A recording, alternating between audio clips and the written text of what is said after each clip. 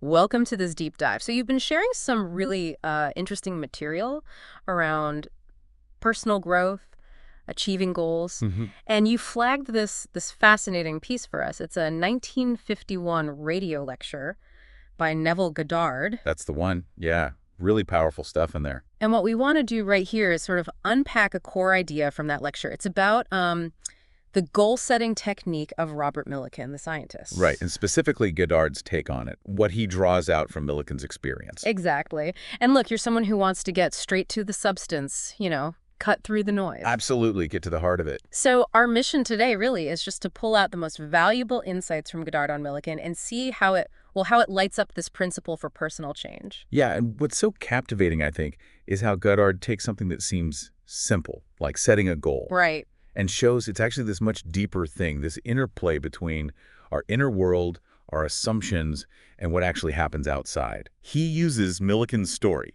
not just as a nice anecdote about thinking positively, Sure. but as this fundamental example of how our beliefs really shape our reality. Okay. Okay. So let's dive into the story itself then. The way Goddard lays it out. hmm He talks about Robert Millikan. This scientist obviously became very well known later. Yeah, Nobel Prize winner and all that. Right. But back then, in his early days, Goddard describes him as poor and unproven. That's the phrase he uses. Yeah. Yeah. Starting from, well, not much, seemingly. And yet, even at that stage, he set this very specific goal for himself. It wasn't just like a vague hope. No, not at all. It was focused. He had this dream of achieving, I think Goddard says, greatness and security. Greatness and security. And the way he phrased it is apparently key here. Yes, absolutely key. That's the central point Goddard hammers home, how Millikan framed it. Right. He didn't think, oh, one day I hope I'll be great and secure. It wasn't future focused like that. Instead, he boiled it down, condensed it into this simple statement that implied it was already true, right now. Ah, okay. That's a crucial difference. Huge difference. It's really, a cornerstone of Goddard's whole philosophy. And Goddard actually gives the specific words Millikan supposedly used. He does. He quotes him saying, I have a lavish, steady, dependable income, consistent with integrity and mutual benefit. I have. Wow. Okay. So present tense. Exactly. I have, not I will have or I want to have. Right. There's a power in that, isn't there, that shift? Immense power. Thinking from the end, as Goddard would say. And he makes it clear Millikan wasn't just, thinking this occasionally. No. No, he repeated it constantly, drilled it into himself until that feeling, that consciousness of already having it became the dominant thing in his mind. It just sort of pushed out all the doubts, all the contradictory thoughts. So the core idea is by saying I have, he was basically Right. reprogramming his own mind. That's a great way to put it. Reprogramming for success, but doing it in the present tense, assuming it's already done. Okay, so this is where it gets really interesting.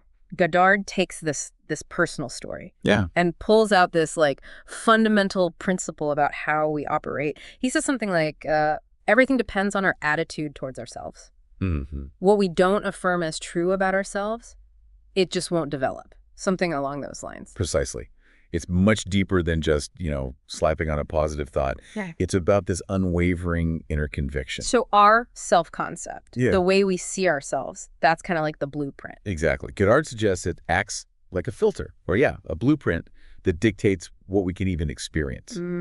If you don't fundamentally believe you're worthy of something or capable of it, Right. it's like trying to build something without the right foundation. It's going to be tough, maybe impossible for it to actually show up. So this I have statement, this present tense affirmation, that's the tool to reshape the blueprint. That's the tool. It's actively declaring an inner truth, creating it within yourself, even if, the outside world looks totally different at that moment. And he really emphasizes how Millikan framed it, not I will be great, because that. That inherently admits you aren't right now. It Yeah. focuses on the lack. Right. But I have, that makes the future dream a present fact, at least in the mind. Exactly. Collapsing time, bringing the future into the now within your own consciousness. That seems absolutely central for Goddard. It really does. He argues pretty consistently that we have to actively experience in imagination what we want to experience out here in reality. Experience it. How? Like really feel it. Yes, vividly imagine it and crucially feel the reality of it. Feel what it would feel like if it were already true. That feeling, that imaginative act, is the bridge. The bridge between mind and reality. Sort of. He puts it, oh, let me see. Something like, if it does not imagine itself into a situation, it is ever free of the result. Okay, wow. So the imagination is really doing the heavy lifting here. It's the creative power, in his view. Which I guess leads us straight into his core teaching about raising consciousness. Mm-hmm. He flat out says the purpose of his teaching is to lift us to a higher state of consciousness. What does he really mean by consciousness here, and how does Millikan's technique fit? Yeah, that's a really important question. For Goddard, consciousness isn't just, being awake versus asleep. Right. It's the sum total of your beliefs, your assumptions, your feelings. Basically, your entire state of being, your awareness of being. Okay. Think of it like levels or maybe frequencies. When you raise your consciousness, you're tuning into a different level of reality, a different set of possibilities. Like tuning a radio. Kind of, yeah. Yeah. A higher frequency gets you different stations, different information. He even uses the biblical command, arise, to illustrate this. You have to shift your fundamental state. And when you do that, when your consciousness rises, Then your world, your circumstances, the people you meet, the opportunities, they start to reshape themselves to match that new, higher level. So Millikan repeating, I have, that was him actively lifting his own consciousness. That's exactly how Goddard sees it. A deliberate act to occupy the state of consciousness of the person who already had that lavish, steady income, the greatness and security. So for Goddard, just wishing isn't going to cut it. Not even close. You need this fundamental shift inside, this rise. You have to become that person internally first. Precisely. You have to embody it in consciousness. And this actually brings us to his really interesting take on meekness.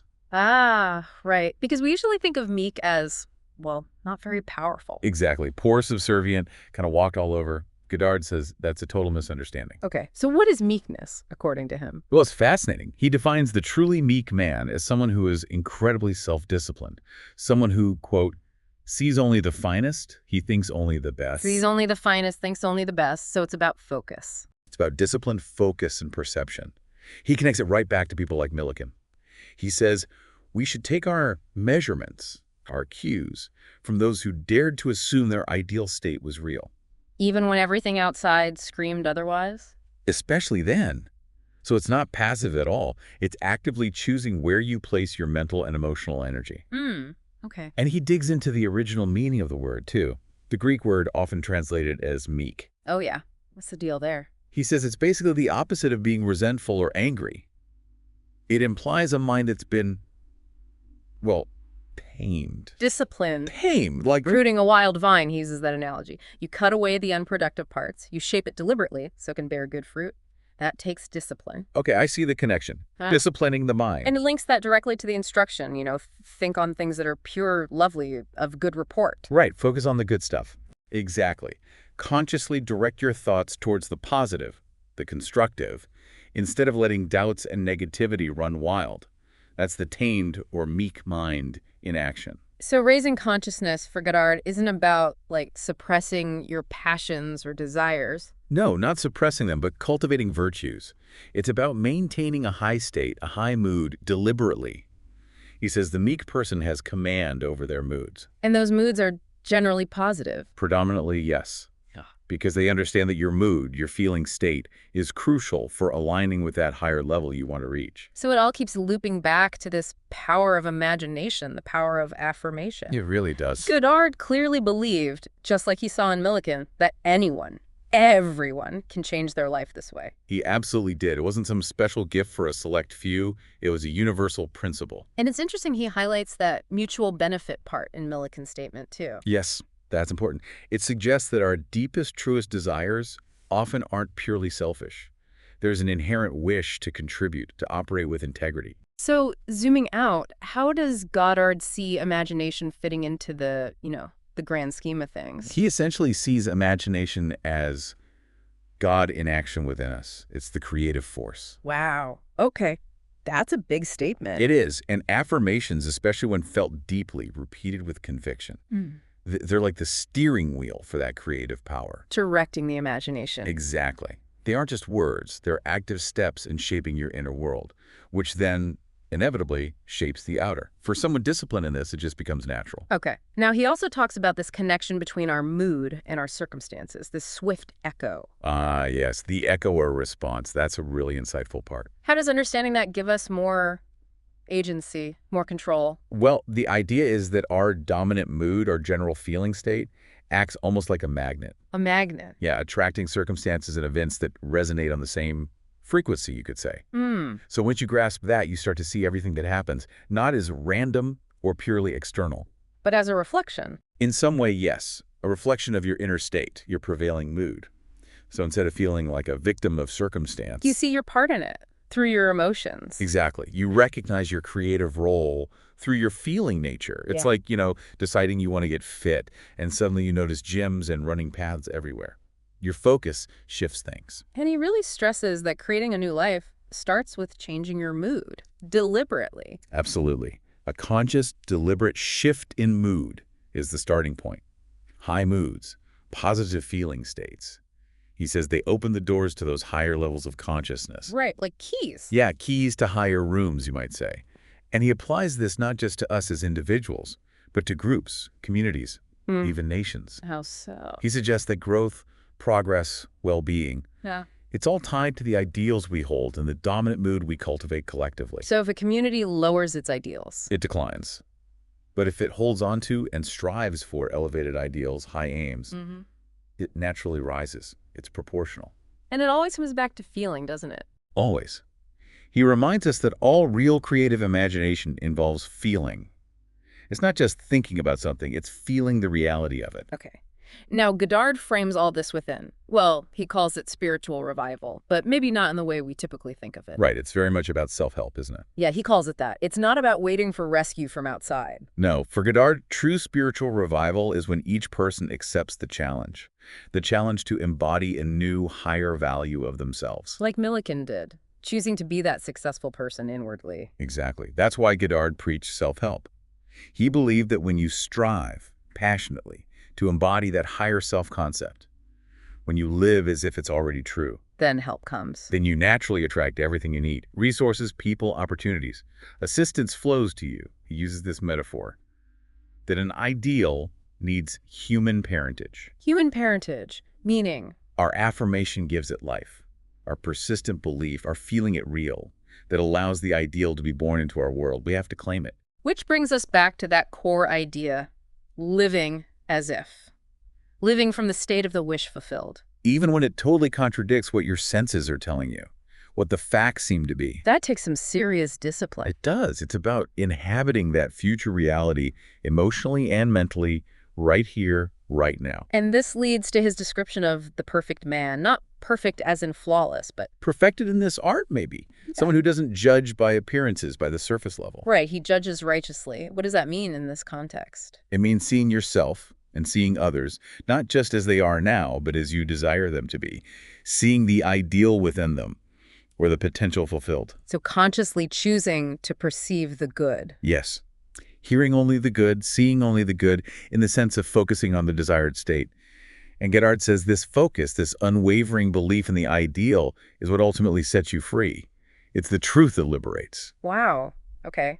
And he wraps it all up by emphasizing attention, doesn't he? Yes. The crucial role of where we place our attention and how persistently we hold it there. He says character itself is largely the result of that, the direction and persistence of our voluntary attention. It's a powerful thought. What we consistently focus on, we become. And then there's that quote he shares. Oh yeah, the one about thinking, speaking, and living truly. That's it. Think truly, and thy thoughts shall the world's famine feed. Speak truly, and each word of thine shall be a fruitful seed. Live truly, and thy life shall be a great and noble creed. That really ties it all together, doesn't it? Perfectly.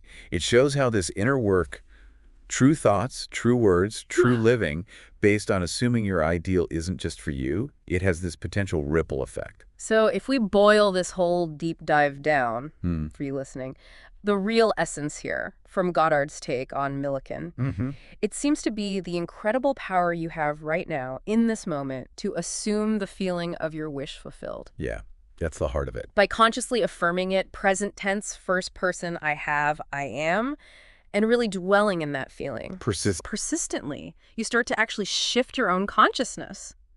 And then, like an echo. The outer world starts to rearrange itself to match that inner shift. So the really practical question for you then is, how might you actually use this, put this principle of present tense affirmation into practice? Yeah, maybe think about one specific goal, one desire. Could you start right now claiming it as already yours, just within your own thoughts and feelings? Just experiment with it. And maybe one last thing to really chew on. Okay. If our inner state, our consciousness really is this powerful, as Goddard suggests. If it's the primary creative force. Right. Then what things in your life that seem totally fixed, totally unchangeable, might actually be more fluid, more malleable than you think. What possibilities open up if you really accept that idea? That your consciousness shapes your reality. Yeah, definitely something worth exploring more.